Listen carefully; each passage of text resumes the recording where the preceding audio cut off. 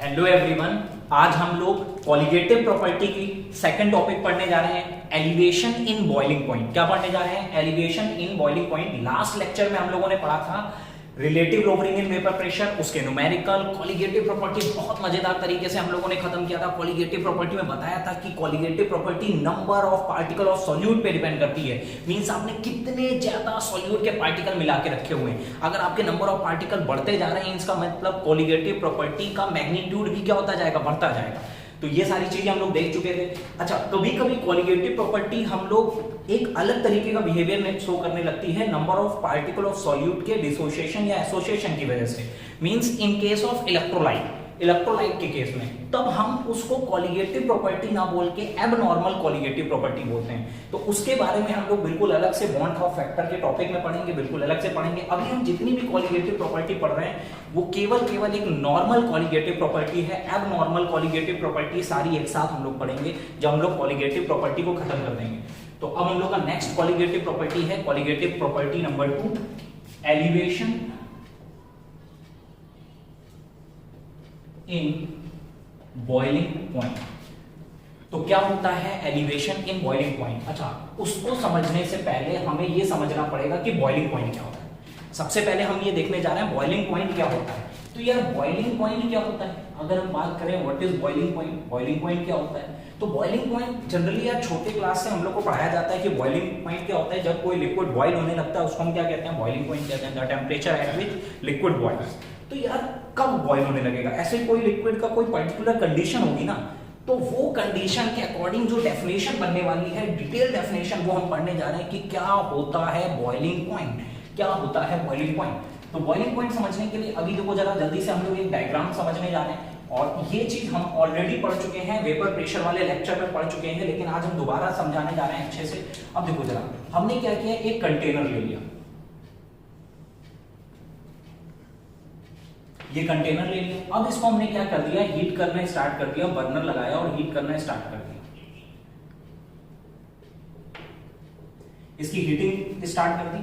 उसके बाद अब इसके अंदर एक लिक्विड फिल है, लिक्विड मान ले रहे हैं, ये ए टाइप का लिक्विड है जिसके मॉलिक्यूल को हमने ए मान लिया। अब इसमें खास बात क्या है, ये जो ए मॉलिक्यूल होगा, ये जो लिक्विड होगा, ये जो सॉल्वेंट है, ये कैसा है? Pure volatile solvent. ये हमारा कैसा होना चाहिए? प्योर वॉलेटाइल सॉल्वेंट होना चाहिए। वॉलेटाइल क्या होता है? अगर कोई तुमसे पूछे वॉलेटाइल क्या होता है, जो वेपर बनाते हैं। नॉन वॉलेटाइल जो वेपर नहीं बनाते हैं, ठीक है। तो ये क्या है? प्योर वॉलेटाइल है। अब वही बात, सारी वही बातें जब हम लोगों ने पढ़ी थी। हम लोगों ने क्या किया, हम लोगों ने इसको हीट करना स्टार्ट किया, इसको हीट करना स्टार्ट किया। जैसे जैसे हम टेम्परेचर बढ़ाएंगे इसकी काइनेटिक एनर्जी बढ़ेगी। काइनेटिक एनर्जी बढ़ने के बाद जो मोस्ट एनर्जेटिक पार्टिकल होगा, जो मोस्ट एनर्जेटिक मॉलिक्यूल होगा, वो धीमे धीमे वेपर बनाने लगेंगे। तो मींस ऊपर क्या बनने लगेगा? वेपर बनने लगेगा। फिर एक पॉइंट आएगा जिस समय लिक्विड के मॉलिक्यूल जितनी तेजी से वेपर बना रहे होंगे, उतनी तेजी से वेपर कंडेंस होके लिक्विड बना रहा होगा। उस समय इक्विलिब्रियम की पोजीशन आएगी और वेपर प्रेशर लगेगा, हो जाएगा। ये चीज हम लोग ऑलरेडी पढ़ चुके हैं, ठीक है। अब हम लोग को पढ़ना है बॉइलिंग पॉइंट। तो बॉइलिंग पॉइंट में क्या है? अब सुनना जरा, बॉइलिंग पॉइंट में क्या है? बॉइलिंग पॉइंट में क्या होगा, ये लिक्विड के मॉलिक्यूल एक वेपर स्टेट में जब हो जाएंगे तो ये प्रेशर लगाएंगे, और ऊपर से एक प्रेशर लग रहा है जिसको हम कहते हैं एटमॉस्फेरिक प्रेशर। क्या कहते हैं? Atmospheric pressure. जो कौन लगा रहा है? गैस लगा रही होंगी, गैसेस लगा रही होंगी, उसको हम क्या कहेंगे? Atmospheric pressure. ऊपर से ये जो हमारे आसपास जो प्रेशर हम लोग फील कर रहे हैं, जो प्रेशर वो हमारी गैसेस लगा रही हैं, हमारे आसपास का एटमॉस्फेयर लगा रहा है, जिसको हम क्या नाम देंगे? Atmospheric pressure. हम क्या नाम देने वाले हैं? Atmospheric pressure. अच्छा, होता क्या है? होता ये है कि जो लिक्विड होता है वो किस में चेंज हो जाता है? गैस में, वेपर में चेंज हो जाता है। मींस गैसियस स्टेट में चेंज हो जाता है, ठीक है।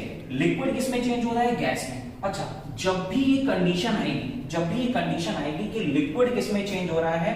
वेपर में, गैस में चेंज हो रहा है, तो उस कंडीशन में क्या होगा कि स्टेट कन्वर्जन जब भी होता है, स्टेट चेंज हो जाती है। मींस लिक्विड किस में चेंज हो रहा है? गैस में, वेपर में। अगर बाई चांस गैस में भी चेंज हो रहा होता, हम कहीं और लिख दे रहे, ये कंडीशन होती कि सॉलिड सब्सटेंस लिक्विड में चेंज हो रहा होता तो भी स्टेट कन्वर्जन हो रही होती। इस यहां पे क्या हो रही होती? मेल्टिंग हो रही है। यहां पे क्या हो रहा है भैया? यहाँ पे बॉइलिंग हो रही है, तो इस समय क्या होगा, इस कंडीशन पे जब इन दोनों के बीच में एक इक्विलिब्रियम स्टेट आएगी, जब हम लोग यहाँ पे बॉइलिंग पॉइंट निकालने के लिए यहाँ पे क्या होगा, मेल्टिंग पॉइंट, ठीक है। तो निकालने के लिए हम कैसे देखेंगे, तो हम बोलेंगे इसका vapour pressure means vapour pressure of liquid become equal to vapour pressure of gas, ठीक है। क्या बोलेंगे, vapour pressure of liquid become equal to vapour pressure of gas, और इसकी जगह हम और क्या कह सकते हैं, इसको हम गैस जो प्रेशर लगाएगी उसको हम क्या कहेंगे, एटमॉस्फेरिक प्रेशर। क्या कहेंगे, एटमॉस्फेरिक प्रेशर। तो अगर तुमसे ये बोला जाए कि बॉइलिंग पॉइंट क्या होता है, तो बोलेंगे बॉइलिंग पॉइंट एक टेम्परेचर होता है, कांस्टेंट टेम्परेचर, ठीक है, at which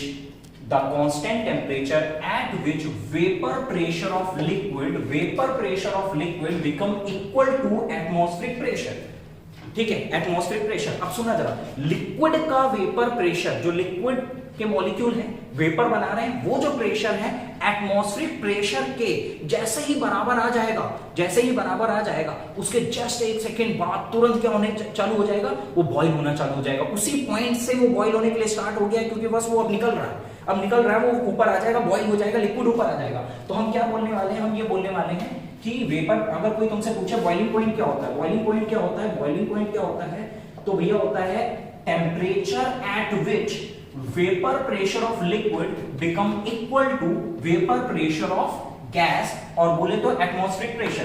तो हम लोग बोलेंगे that temperature at which, boiling point की डेफिनेशन लिखनी तो हम लोग लिख लेंगे, क्या लिखेंगे, द टेम्परेचर एट विच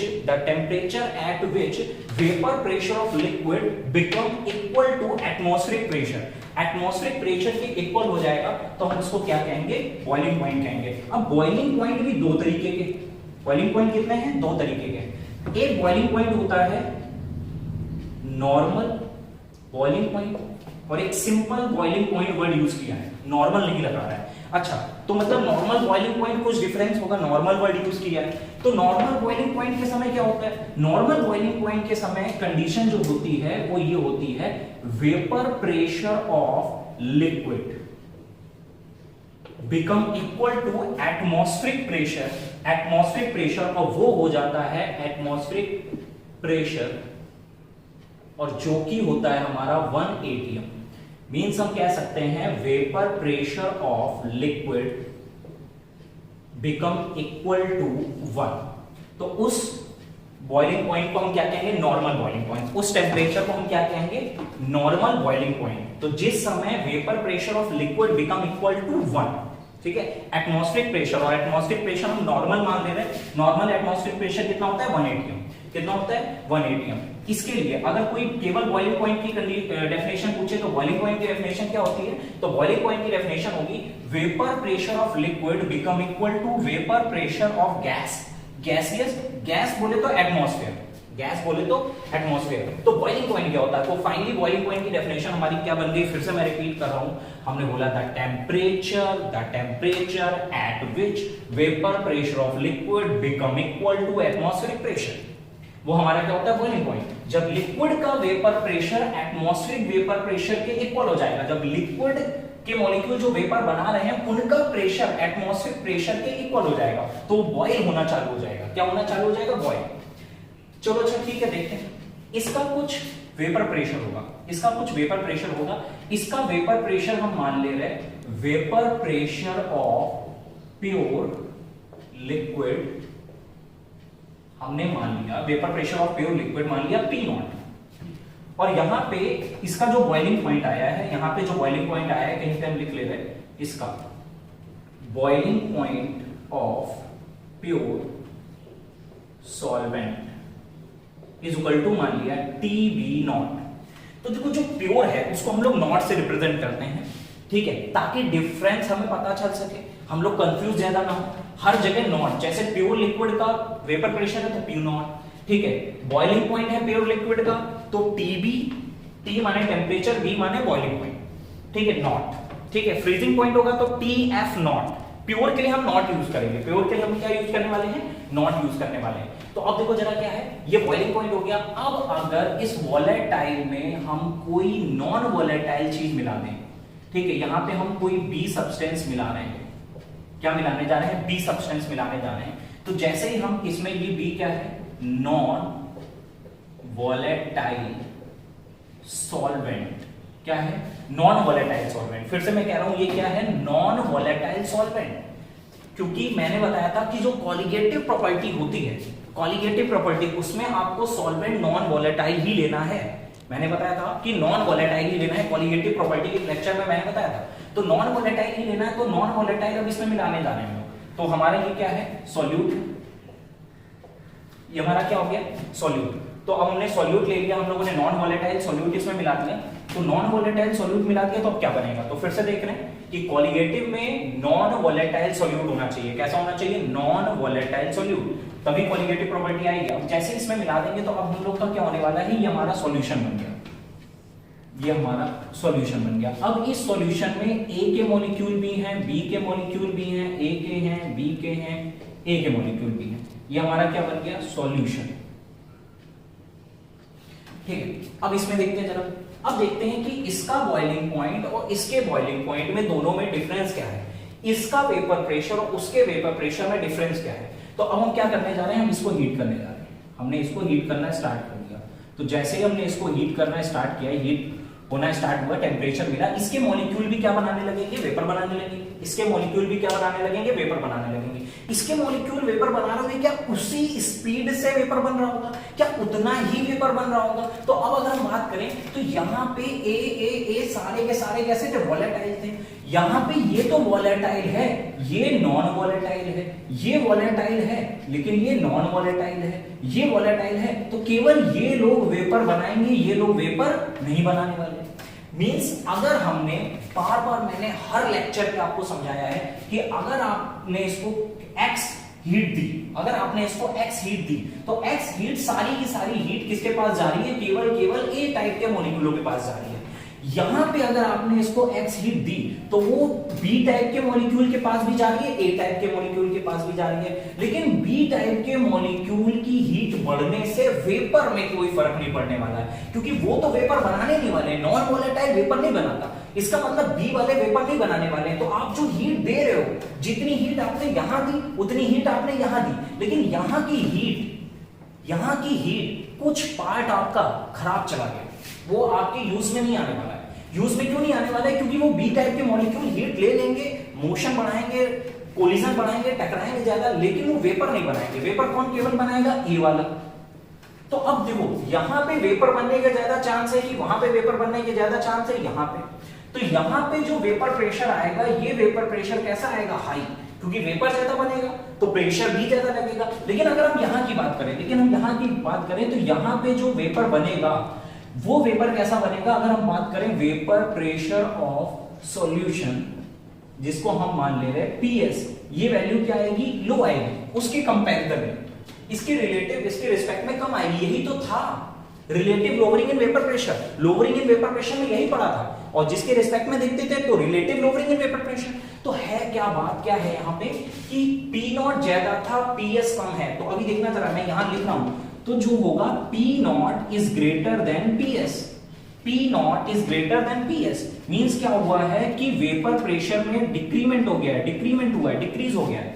ठीक है, सॉल्वेंट का ज्यादा था, सॉल्यूशन का कम है, वेपर प्रेशर सॉल्यूशन का कम है। अब अगर हम बात करें बॉइलिंग पॉइंट, किसकी बात करने जा रहे हैं, बॉइलिंग पॉइंट। तो ठीक है, ये वेपर ज्यादा बना रहे थे, सुनना, ज्यादा वेपर बना रहे थे, ज्यादा जल्दी एटमॉस्फेरिक प्रेशर के बराबर आ जाएंगे। एटमॉस्फेरिक प्रेशर आप कुछ भी मान लो, क्योंकि चेंज होता रहता है एरिया वाइज। ठीक है, जैसे यहाँ पे जो होगा हिल स्टेशंस में कम होगा प्रेशर, एटमॉस्फेरिक प्रेशर कम होगा। अब जैसे कि हम नॉर्मली बात कर रहे हैं 1 ATM है, हम नॉर्मली बात कर ले रहे, ऊपर से नॉर्मल फिक्स है 1 ATM लग रहा है, फिक्स क्राइटेरिया मान लिया, कोई एक ऐसा एरिया मान लिया जहां का एटमॉस्फेरिक प्रेशर 1 है, तो ऊपर से लगने वाला प्रेशर कितना होगा, 1। अब मान लो ऊपर से 1 लग रहा है, नीचे से 1 नहीं लग रहा है, लेकिन धीमे धीमे जैसे जैसे हीट करते जाएंगे वेपर प्रेशर बढ़ता जाएगा, नीचे से लगने वाला प्रेशर बढ़ता जाएगा, और एक टाइम ऐसा आएगा नीचे से लगने वाला प्रेशर और एटमॉस्फेरिक प्रेशर दोनों बराबर हो जाएगा। मींस अगर ऊपर वाला 1 है तो नीचे वाला भी 1 हो जाएगा। तो इसका मतलब उस समय में क्या मिल जाएगा, बॉइलिंग पॉइंट। उस समय क्या मिल जाएगा, बॉइलिंग पॉइंट। अब आगे देखते हैं। अब देखो जरा, तो ठीक है बॉइलिंग पॉइंट मिल गया, यहाँ जल्दी जल्दी वेपर बन रहा था तो जल्दी से 1 atm के बराबर आ गया। यहाँ कम कम वेपर बन रहा है, कम कम वेपर बन रहा है। ऊपर से लगने वाला प्रेशर तो सेम है, 1 atm सेम है, नीचे से कम कम बन रहा है, कम कम बन रहा है। बहुत टाइम लगेगा, बहुत टाइम लगेगा। टेम्परेचर देते जा रहे हो, देते जा रहे हो, कहीं जाके आगे, कहीं जाके ये किसके बराबर आएगा, एटमॉस्फेरिक प्रेशर के। मतलब टेम्परेचर ज्यादा देना पड़ेगा बॉइलिंग पॉइंट के लिए, तुम्हें ज्यादा टेम्परेचर देना पड़ेगा, बॉइलिंग पॉइंट आगे ज्यादा आएगा। इसका मतलब अगर हम देखें boiling point of solution, boiling point of solution जो कि हम मान ले रहे टीबी, क्या मान ले रहे टीबी, ये वैल्यू ज्यादा आएगी, ये वैल्यू क्या आएगी, हाई आएगी। ठीक है, ये वैल्यू हाई आएगी इसके कंपैरिजन में, ये वैल्यू लो रही होगी। क्यों लो है, फिर से देखो क्यों लो है, क्योंकि क्या है, इसका वेपर प्रेशर ज्यादा है, ये वोलेटाइल है, पूरा पूरा वोलेटाइल है, पूरे मॉलिक्यूल वेपर बना रहे हैं, जल्दी जल्दी वेपर बना रहे हैं, वेपर प्रेशर ज्यादा मिलेगा। वेपर प्रेशर अगर ज्यादा मिलेगा, अगर ज्यादा वेपर प्रेशर मिल रहा है मींस एटमॉस्फेरिक प्रेशर के बराबर आने के चांस ज्यादा है, जल्दी जल्दी बराबर आ जाएगा।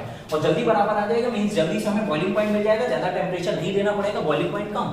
यहाँ पे उतना वेपर नहीं बन रहा है, अगर यहाँ पे उतना वेपर नहीं बन रहा है इसका मतलब, अगर यहाँ पे उतना वेपर नहीं मिल रहा है इसका मतलब तुम्हें थोड़ा सा ज्यादा टेम्परेचर लगाना पड़ेगा, तब जाके एटमॉस्फेरिक प्रेशर के बराबर आएगा, मींस टीबी की वैल्यू हाई होगी। अब अगर हम बात करें सॉल्वेंट के लिए जो बॉइलिंग पॉइंट होता है वो टीबी नॉट होता है, और सॉल्यूशन के लिए जो होता है वो टीबी होता है। कौन सा ज्यादा है ये, इससे हम ये कंक्लूजन निकाल सकते हैं, क्या निकाल सकते हैं, vapour pressure is inversely proportional to boiling point.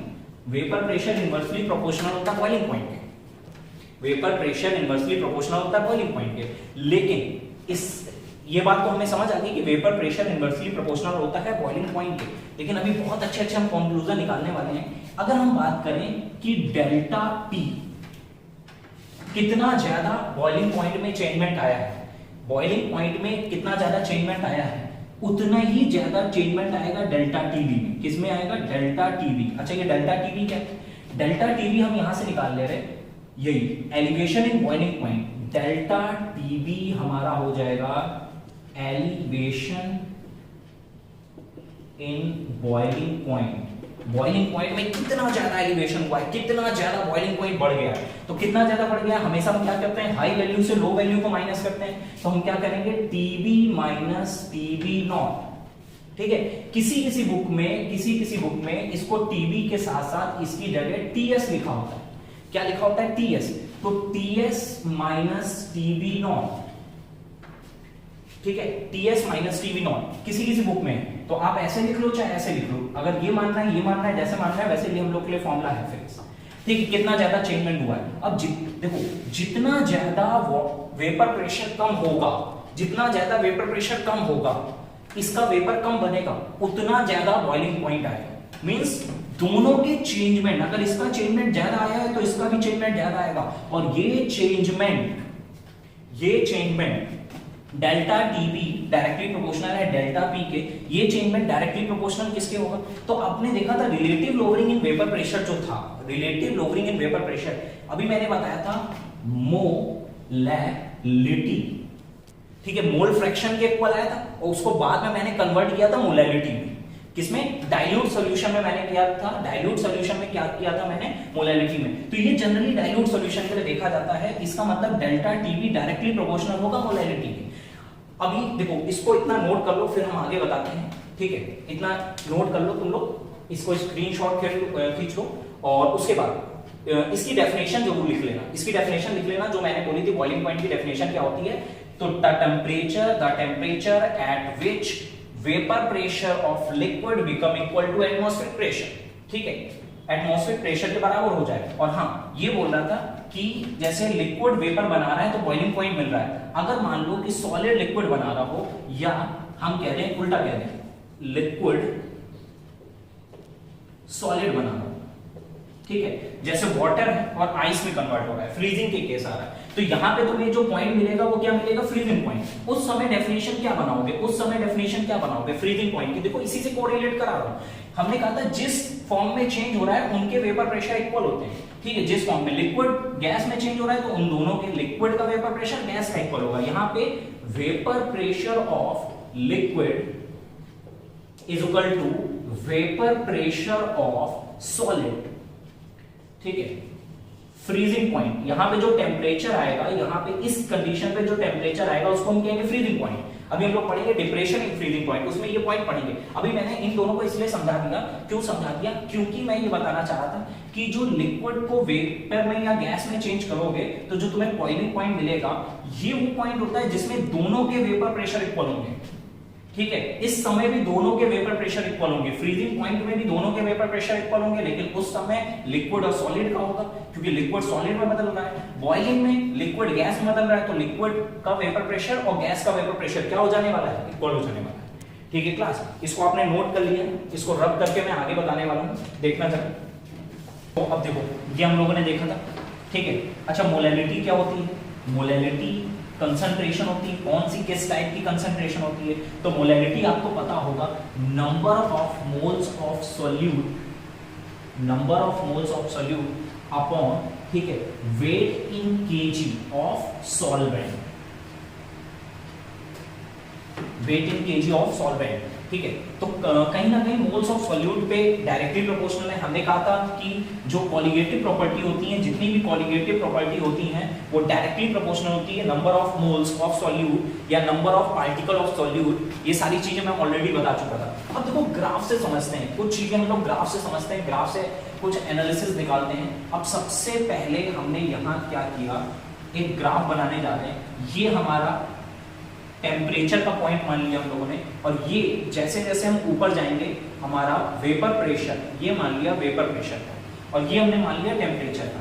यहाँ हम लोग ने टेम्परेचर एज्यूम कर लिया और यहाँ पे वेपर प्रेशर। ठीक है, अब देखो स्टार्ट करते हैं। तो दो चीजें हमने बनाई थी, हमने बनाया था सॉल्वेंट बनाया था, फिर सॉल्वेंट में हमने ये क्या था, वॉलेटाइल था। ठीक है, फिर क्या था, सॉल्यूट था जो कि था नॉन वॉलेटाइल था।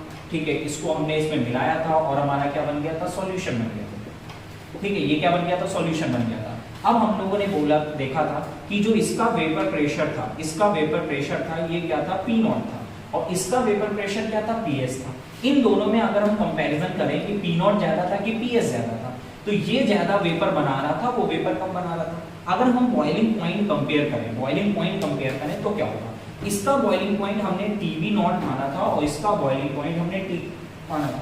बॉइलिंग पॉइंट किसका ज्यादा आया था, उसका। नॉन वोलेटाइल मिलाने से बॉइलिंग पॉइंट बढ़ गया था, अगर नॉन वोलेटाइल मिलाने से बॉइलिंग पॉइंट बढ़ गया था। ये चीज अभी हम लोगों ने लिखी थी, जो रब कर दी। अब आ जाते हैं यहाँ पे, तो चलो देखते हैं। ये सबको पता है, जैसे जैसे जैसे जैसे टेम्परेचर बढ़ाते हैं वेपर प्रेशर वैसे वैसे वैसे वैसे बढ़ता है। ठीक है, तो चलो किसी लिक्विड के लिए देखते हैं। किसी लिक्विड, मान लो वो यहाँ से हमने कोई लिक्विड स्टार्ट किया। ठीक है, अब यहाँ से जैसे जैसे आगे बढ़ेंगे, टेम्परेचर की लाइन में जैसे जैसे आगे बढ़ेंगे, वेपर प्रेशर भी बढ़ेगा। मतलब ये कर्व कहाँ जाने वाला है, ऊपर जाने वाला है। तो इसका मतलब जैसे जैसे टेम्परेचर बढ़ाएंगे, वेपर प्रेशर हमारा क्या होता जाएगा, बढ़ता जाएगा, बढ़ता जाएगा, बढ़ता जाएगा। तो ये कर्व आ गया वेपर प्रेशर और टेम्परेचर के बीच में। किसमें आ गया, वेपर प्रेशर और टेम्परेचर के बीच में। अब अगर हमें इसी में बॉइलिंग पॉइंट को इंक्लूड करना है, तो बॉइलिंग पॉइंट के लिए क्या होता है, vapour pressure of liquid become equal to atmospheric pressure. तो देखो हमने यहाँ पे एक पॉइंट एज्यूम कर लिया, ये पॉइंट है हमारा एटमॉस्फेरिक प्रेशर का। किसका है, एटमॉस्फेरिक प्रेशर का। और अगर इसको आपने 1 एज्यूम कर लिया, तो जो बॉइलिंग पॉइंट मिलेगा वो बॉइलिंग पॉइंट नहीं बोलेंगे, उसको नॉर्मल बॉइलिंग पॉइंट बोलेंगे। ठीक है, तो ये वेपर प्रेशर हमने इस पॉइंट पे एटमॉस्फेरिक प्रेशर एज्यूम कर लिया और ये लाइन हमने ऐसे करके मानी। अब देखो क्या होने वाला है, जैसे जैसे जैसे जैसे टेम्परेचर बढ़ा, वेपर प्रेशर बढ़ने लगा। जैसे जैसे टेम्परेचर बढ़ाएंगे, वेपर ज्यादा बनेगा, प्रेशर बढ़ता जाएगा, बढ़ता गया, बढ़ता गया, बढ़ता गया, बढ़ता गया। और लिक्विड का vapour pressure atmospheric vapour pressure के बराबर आ गया। और जिस पॉइंट पे ये बराबर आया होगा, उस टेम्परेचर को हम क्या बोलते हैं, बॉइलिंग पॉइंट। क्या बोलते हैं, बॉइलिंग पॉइंट। लिक्विड का वेपर प्रेशर एटमॉस्फेरिक पे वेपर प्रेशर के बराबर आ जाए, उस टेम्परेचर को हम बोलते थे बॉइलिंग पॉइंट। तो इसका मतलब हम ये कह सकते हैं कि इस पॉइंट में अगर हम देखें, ये जो पॉइंट हमारा होगा, अगर ये सॉल्वेंट का है, किसका है, सॉल्वेंट का है। कैसा सॉल्वेंट होता है, प्योर सॉल्वेंट का है। कैसा है, प्योर सॉल्वेंट का। तो ये हमें मिल गया होगा TB0।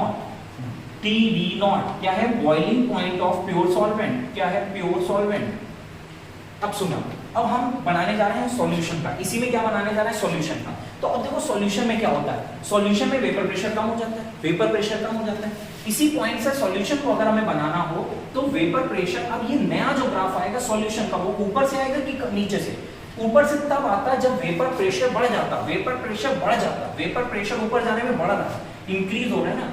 तो अगर वेपर प्रेशर बढ़ता है तो ये ग्राफ ऊपर की तरफ शिफ्ट होता है, लेकिन नॉन वोलेटाइल मिलाने से वेपर प्रेशर क्या हो जाता है, कम। ये वैल्यू हाई थी और ये वैल्यू हमारी क्या आती है, लो।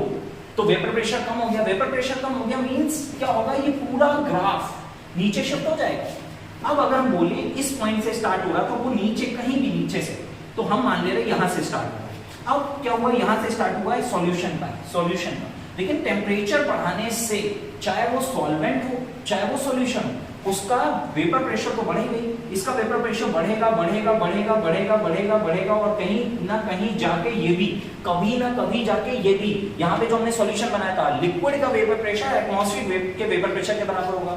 जब लिक्विड का vapour pressure atmospheric vapour pressure के बराबर होता है तब हमें मिलता है बॉइलिंग पॉइंट। मिल गया बॉइलिंग पॉइंट, किसका मिल गया, सॉल्यूशन का।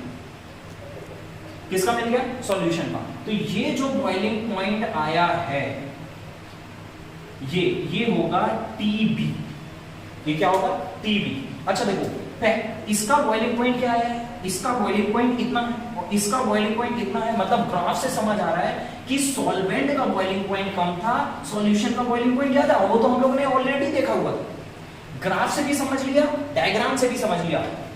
सॉल्वेंट का बॉइलिंग पॉइंट कम था, सॉल्यूशन का ज्यादा है। कितना ज्यादा है, तो इतना ही तो ज्यादा है, इतना ही तो इंक्रीमेंट आया है, तो इसको हम बोलेंगे delta TB. Delta TB, delta TB क्या होता था, डेल्टा टीबी क्या होता था, elevation in boiling point, elevation in boiling point आ गया। तो ये हमारा हो गया एलिवेशन इन बॉइलिंग पॉइंट का कर्व। अगर हम इसमें और डिटेल में जाएं, हम इस फैक्टर को, मोलैरिटी के फैक्टर को इससे कोरिलेट करना चाहें, इससे कोरिलेट करना चाहें, ठीक है, इस फैक्टर को इससे कोरिलेट करना चाहें तो कैसे कोरिलेट करेंगे, देखना। जनरली बहुत अच्छा टॉपिक है, ये टॉपिक जल्दी मिलता नहीं है। अब जो मैं बताने जा रहा हूं देखो कैसे कोरिलेट करेंगे, इस ग्राफ को और ज्यादा डिटेल में जाते हैं। तो चलो ठीक है, अभी हमने क्या मिलाया था, अभी हमने मान लिया कि हम इसमें जो मिला रहे थे वो 5 ग्राम मिला रहे थे, नॉन वोलेटाइल सब्सटेंस कितना मिला रहे थे, 5 ग्राम। तो हमें सॉल्यूशन 1 मिल रहा था, क्या मिल रहा था, सॉल्यूशन 1। अब हम इसमें 5 ग्राम के बजाय 10 ग्राम मिलाने लगे, इसमें 10 ग्राम नॉन वोलेटाइल मिलाया। 10 ग्राम नॉन वोलेटाइल मिलाने पे हमें मिला सॉल्यूशन 2। क्या मिला, सॉल्यूशन 2। अब सुना मेरी बात, जब 5 ग्राम बी मिला रहे थे, ये क्या होता था ए और ये क्या होता था बी। 5 ग्राम बी मिलाते थे तो बी कितना होता था, कम। जब हम लोग 5 ग्राम मिलाया बी, ठीक है, जब 10 मिलाएंगे तो बी ज्यादा हो गया, बी का अमाउंट ज्यादा हो गया, ए का अमाउंट उतना ही। दोनों सॉल्यूशन में ए का अमाउंट फिक्स है, बी का अमाउंट चेंज हो गया, बी बढ़ गया, बी का अमाउंट चेंज हो गया, बी बढ़ गया। अगर बी का अमाउंट ज्यादा हो गया, बी का अमाउंट ज्यादा हो गया तो क्या होगा, बी का अमाउंट ज्यादा होने की वजह से बी के मॉलिक्यूल ज्यादा हो जाएंगे, बी के मॉलिक्यूल को मिलने वाली एनर्जी ज्यादा हो जाएगी, बी के मॉलिक्यूल को मिलने वाली एनर्जी ज्यादा हो जाएगी। अगर बी के मॉलिक्यूल को ज्यादा एनर्जी मिलेगी, वो ज्यादा एनर्जी एब्जॉर्ब करेंगे, तो ए के मॉलिक्यूल के लिए एनर्जी कम बची, टेम्परेचर हीट क्या हुआ, कम हो गया। तो इसका मतलब अब क्या होगा, इसका अगर PS है, इसका हम मान ले PS डैश, तो ये कम हुआ था, ये और कम हो जाएगा, और कम आएगा, क्योंकि बी का अमाउंट बढ़ गया है। तो हम जैसे जैसे नॉन वोलेटाइल मिलाएंगे, फिर से सुनना, जैसे जैसे नॉन वोलेटाइल मिलाएंगे, नॉन वोलेटाइल के मिलने से वेपर प्रेशर लगातार क्या होता जाएगा, डिक्रीज होता जाएगा। ये देखो यहाँ भी डिक्रीज हो गया और यहाँ जाने के बाद और डिक्रीज हो जाएगा, मोर डिक्रीमेंट आएगा, बहुत ज्यादा डिक्रीमेंट आ जाएगा। अब ठीक है, तो अब क्या होगा, जो नया सॉल्यूशन 1 के लिए कर्व था, अब हम सॉल्यूशन 2 के लिए कर्व देखें, तो सॉल्यूशन 2 के लिए जो कर्व आएगा वो यहाँ से स्टार्ट होने वाला है और नीचे से, ठीक है, वेपर प्रेशर और कम आएगा। ये पहले वेपर प्रेशर था, इतना कम हुआ, यहाँ से यहाँ तक का जो गैप आएगा वो डेल्टा P, क्या है, डेल्टा P। अब डेल्टा P, अब नए सॉल्यूशन के लिए डेल्टा P पहले इतना था, अब और ज्यादा हो गया। क्यों ज्यादा हो गया, क्योंकि मोलैरिटी मतलब कंसंट्रेशन, ठीक है, इंक्रीज हो गई। अगर कंसंट्रेशन तुमने बढ़ा दी तो हमारा डेल्टा P भी बढ़ जाएगा, डेल्टा TB भी बढ़ जाएगा। अब ये पहले ग्राफ इससे इतने नीचे शिफ्ट हो गया था, डिक्रीमेंट वेपर प्रेशर में आया था, वेपर प्रेशर में इतना डिक्रीमेंट आया था, अब वेपर प्रेशर में और डिक्रीमेंट आएगा। अब ये जो ग्राफ जाने वाला है, ये ग्राफ और नीचे से स्टार्ट होगा, अब ये जाके कभी ना कभी ये भी इक्वल होगा एटमॉस्फेरिक प्रेशर, कभी ना कभी ये भी इक्वल होगा एटमॉस्फेरिक प्रेशर के। यहाँ पे हमें मिल जाएगा नया बॉइलिंग पॉइंट, टीवी डैश मान ले रहे, तो elevation in boiling point delta TV dash ये हो गया। ठीक है, अब सुनना जरा, अब क्या बोलेंगे, डेल्टा टीवी से ज्यादा है delta TV dash, means elevation पहले कम था अब ज्यादा एलिवेशन आ रहा है। क्यों ज्यादा आ रहा है, क्यों ज्यादा आ रहा है, क्योंकि हमने कंसंट्रेशन बढ़ा दी। ये सॉल्यूशन हो गया सेकंड, वो फर्स्ट सॉल्यूशन था, ये सेकंड सॉल्यूशन है। यहां से यहां इस पॉइंट से इस पॉइंट पे आप कैसे आए हो, आपने कंसंट्रेशन इंक्रीज कर दी है, अमाउंट बढ़ा दिया है। ठीक है, ये कह दे रहा हूं अमाउंट ऑफ सॉल्यूट इंक्रीज हो गया है। इस पॉइंट से इस पॉइंट आने में अमाउंट ऑफ सॉल्यूट इंक्रीज हो गया। जितना ज्यादा सॉल्यूट मिला दोगे वो वेपर नहीं बनाने देगा, बॉइलिंग पॉइंट को बढ़ा देगा, उतना ज्यादा बढ़ा देगा। तो इसका मतलब यहाँ से ये पॉइंट हम लोग का और क्लियर हो गया। डेल्टा टीवी जो एलिवेशन आता है, जो एलिवेशन आता है, बॉइलिंग पॉइंट जो बढ़ता है, अगर तुमने और ज्यादा नॉन वोलेटाइल मिला दिया और बढ़ जाएगा, और ज्यादा नॉन वोलेटाइल मिला दिया और ज्यादा बढ़ जाएगा। जितना ज्यादा नॉन वोलेटाइल मिला दोगे उतना ज्यादा बॉइलिंग पॉइंट आएगा। जैसे इसका एक एग्जांपल दें कि जो प्योर वाटर होता है, जो प्योर वाटर होता है वो सी वाटर होता है। ठीक है, उनमें से किसका बॉइलिंग पॉइंट ज्यादा होता है, तो प्योर वाटर जो होता है वो हमारा as a pure water solvent है, और जो सी वाटर है उसमें हम क्या मिला देते हैं, सॉल्ट मिला होता है। ठीक है, सॉल्ट क्या होता है, नॉन वोलेटाइल है, उसके मिलने की वजह से उसका बॉइलिंग पॉइंट क्या हो जाने वाला है, बॉइलिंग पॉइंट क्या हो जाने वाला है, बढ़ जाने वाला है। ठीक है, तो बॉइलिंग पॉइंट बढ़ जाएगा तो बॉइलिंग पॉइंट में इंक्रीमेंट आ जाएगा। तो ज्यादा इंक्रीमेंट कब आएगा, जब जितना ज्यादा आप सॉल्ट मिला दोगे, जितना ज्यादा आप सॉल्ट मिला दोगे। तो ये ग्राफ है, हम लोग को इतना ही देखना है, और एक्सटेंड करके बता दिया, डिटेल लेवल पे बता दिया, अमाउंट को डिस्कस कर दिया। अब मैं इक्वेशन बनने जा रहा हूँ। ठीक है, इसको मैं रब कर दे रहा हूँ, इसके आगे मैं कुछ नए फॉर्मूले आपको बताने जा रहा हूँ। ये बहुत अच्छा कर रहा। एक चीज और बता दे रहा हूँ इसी में, कि बाई चांस ये जो था लिक्विड स्टेट में, किस स्टेट में था, लिक्विड स्टेट में था। अगर सॉलिड स्टेट में कर्व वेपर प्रेशर का देखा जाए तो देखो, लिक्विड में अगर इंक्रीमेंट ये आ रहा है, ठीक है, ये लिक्विड है,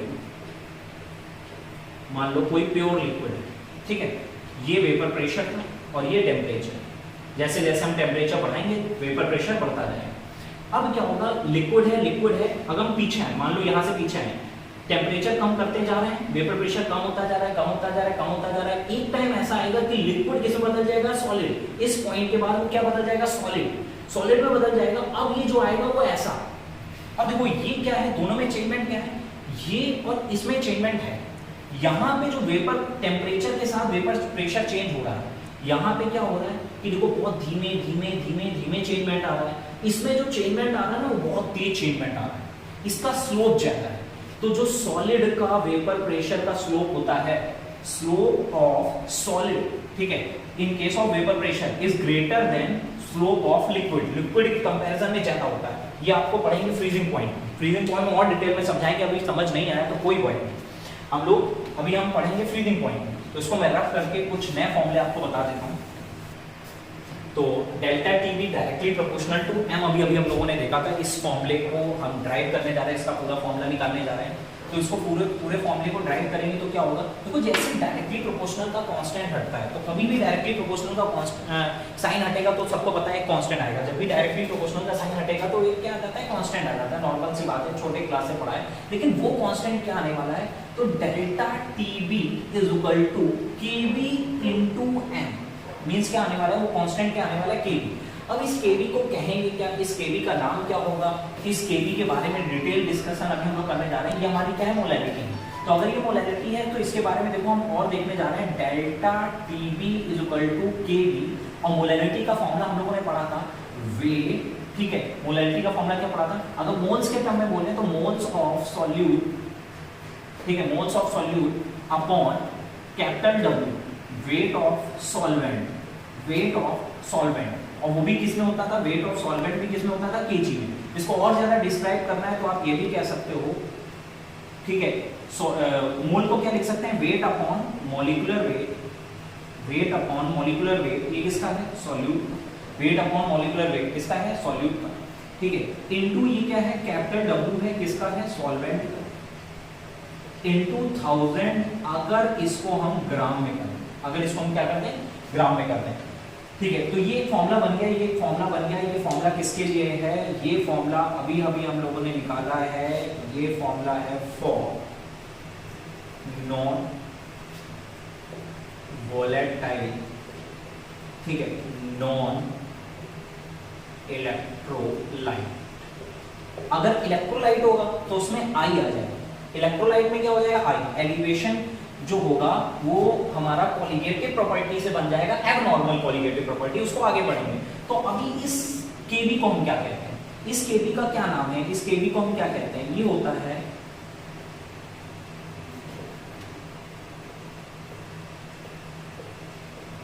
ये हमारा होगा एबुलियोस्कोपिक कांस्टेंट, और इसका कोई नाम है, ठीक है, और इसका नाम है, ये देखो क्या है, मोलैलिटी, मोलैलिटी, और ये क्या है, एलिवेशन। तो इसका एक और नाम है, इसी से बना है, इससे बना है मोलल, मोलल, मोलैलिटी वाला मोलल, और इसका नाम क्या है, एलिवेशन। और खुद में क्या है, कांस्टेंट। तो देखो कैसे बना, इसका नाम मोलल, इसका नाम एलिवेशन, और ये है क्या, कांस्टेंट। तो इसका नाम पड़ा मोलल एलिवेशन कांस्टेंट। क्या पड़ा, मोलल एलिवेशन कांस्टेंट, ठीक है। और इसको क्या कहा जाता है, और बहुत सारे नाम से जाना जाता है, जैसे मोलल एलिवेशन कांस्टेंट, एक और नाम है boiling point elevation constant, boiling point elevation constant. इसके बारे में डिटेल डिस्कशन, इसके न्यूमेरिकल हम लोग नेक्स्ट वीडियो में पढ़ने वाले हैं।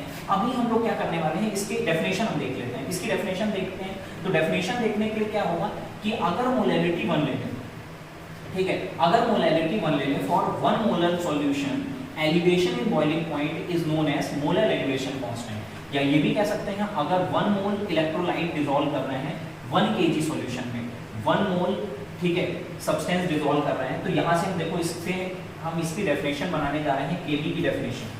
तो केबी की डेफिनेशन क्या कर रहा है, if n solute, mole of solute is equal to 1 ले लें, ठीक है, और W हम ले लें, W सॉल्वेंट ले लें 1 kg, ठीक है, 1 kg ले लें, तो हम क्या बोलेंगे, for 1 mole solute dissolve in 1 kg solvent, ठीक है, फॉर की जगह मैंने लगाते रहे, when 1 mole solute is dissolved in 1 kg solvent, 1 mole solute is dissolved in 1 kg solvent, then in boiling point is known as molar elevation constant. क्यों, क्योंकि अगर n की वैल्यू हमने यहाँ पे 1 रख दी और w की वैल्यू 1 रख दी, तो डेल्टा टीबी किसके बराबर आ जाएगा, kb। तो kb को हम क्या नाम देने लगेंगे, उस समय kb का नाम हो जाता है मोलर एलिवेशन कांस्टेंट। तो ये मोलर एलिवेशन कांस्टेंट कहाँ से आया, यहाँ से बन गया मोलर एलिवेशन कांस्टेंट। तो मोलर एलिवेशन कांस्टेंट के बारे में, इसके बारे में डिटेल, ठीक है, delta H vaporisation, latent heat of vaporisation के जितने भी फॉर्मूले हैं, जितने भी क्वेश्चन हैं, वो नेक्स्ट टर्म पे हम लोग डिस्कस करेंगे। अभी हम लोग यहाँ जाते हैं। अब देखो, अगर हम बात करें, कह रहा है 2 ग्राम each of 2 solute A and B, ठीक है, 2 सॉल्यूट हैं, A है B है, ठीक है, 2 ग्राम दोनों के हैं, इसके भी 2 ग्राम है, इसका भी 2 ग्राम है, ठीक है, दोनों के कितने कितने ग्राम हमने मिलाए हैं, 2-2 ग्राम, ठीक है। मोलर मास ऑफ, ठीक है, A is greater than that of B, इसका जो है molar mass of A is greater than molar mass of B, molar mass of B। फिर क्या कह रहा है, are dissolve separately in 50 gram of each of the same solvent, मतलब इसको जिसमें मिलाया जा रहा है वो भी 50 ग्राम है, इसको जिसमें मिलाया जा रहा है वो भी 50 ग्राम है, मींस 50 ग्राम सॉल्वेंट है, दोनों में सॉल्वेंट, यहाँ पे सॉल्यूट भी सेम है, सॉल्यूट भी सेम है, और सॉल्वेंट भी सेम है, अमाउंट भी सेम है, ठीक है। कह रहा है उसके बाद which will source greater elevation in boiling point, boiling point में एलिवेशन किसका ज्यादा आएगा। तो अब अगर ये हम लोग फॉर्मूला देखें तो देखो क्या है, अगर हम बात करें कि 2 ग्राम, ये सेम हो गया, दोनों के लिए W सेम है, दोनों के लिए कैपिटल W सेम है, केवल क्या बदल रहा है, मॉलिक्यूलर वेट बदल रहा है, केवल क्या बदल रहा है, मॉलिक्यूलर वेट। और Kb क्या होता है, Kb सॉल्वेंट के लिए होता है, ठीक है, हर एक सॉल्वेंट के लिए फिक्स है, fixed for an particular solvent, particular solvent के लिए वैल्यू क्या होती है, फिक्स होती है। Kb की वैल्यू किसी पर्टिकुलर सॉल्वेंट के लिए फिक्स होती है। और अगर यहाँ पे सेम सॉल्वेंट है, उसका अमाउंट भी सेम है, दोनों चीज सेम मिला रहे हैं, बस अंतर क्या आ रहा है, बस डिफरेंस क्या आ रहा है, मोलर मास जो है इनके, मोलिकुलर वेट वो चेंज हो रहे हैं। तो अगर हम कहें यहाँ से इन दोनों में रिलेशन निकालें, तो इन दोनों में रिलेशन निकालें तो ये क्या निकल के आ रहा है, delta TB is inversely proportional to molecular weight. Molecular weight के इनवर्सली प्रोपोर्शनल होता है। तो अगर Ma बड़ा है Mb से, तो डेल्टा टीबी ए का और डेल्टा टीबी बी का में किसका ज्यादा आएगा, बी का। तो पूछ रहा है which will source greater elevation in boiling point, किसका एलिवेशन इन बॉइलिंग पॉइंट ज्यादा आएगा। तो हमारा आंसर क्या हो जाएगा, बी। बी का एलिवेशन इन बॉइलिंग पॉइंट ज्यादा आएगा। ठीक है, तो एलिवेशन इन बॉइलिंग पॉइंट को कंपेयर करना है तो मोलर मास से, मॉलिक्यूलर वेट से भी कंपेयर कर सकते हैं। अब कह रहा है two liquid A and B boil at this and this, means A का बॉइलिंग पॉइंट कितना है 130 डिग्री सेल्सियस और बी का बॉइलिंग पॉइंट हमारा कितना है 160 डिग्री सेल्सियस। पूछ रहा है which of has higher vapour pressure, तो किसका वेपर प्रेशर ज्यादा होगा। तो सबको पता है वेपर प्रेशर इनवर्सली प्रोपोर्शनल होता है बॉइलिंग पॉइंट के, तो जिसका बॉइलिंग पॉइंट कम होगा उसका वेपर प्रेशर ज्यादा होगा। तो इसका बॉइलिंग पॉइंट कम है, इसका मतलब वेपर प्रेशर ज्यादा होगा। Vapour pressure of A is greater than vapour pressure of B, जिसका बॉइलिंग पॉइंट कम वेपर प्रेशर ज्यादा। तो इस टाइप के क्वेश्चन बन जाते हैं कभी कभी कंपटीशन एग्जाम में, छोटे छोटे क्वेश्चन है, ठीक है, लॉजिकल क्वेश्चन है। तो अब हम लोग इसके आगे का जो वीडियो है, इसके आगे का भी खत्म नहीं हुआ है, बहुत डिटेल में पढ़ना है, बहुत ज़्यादा डिटेल में जो एडवांस लेवल के क्वेश्चन होंगे केवी के बारे में डिटेल डिस्कशन हम लोग करेंगे नेक्स्ट वीडियो में, जिसमें हम इसके न्यूमेरिकल भी सॉल्व करवाएंगे और हो सकता है उसी में हम लोग पढ़ेंगे फ्रीजिंग पॉइंट का कॉन्सेप्ट, जिसको हम कहते हैं डिप्रेशन इन फ्रीजिंग पॉइंट। तो आज की क्लास के लिए क्लास इतना ही करते हैं हम लोग।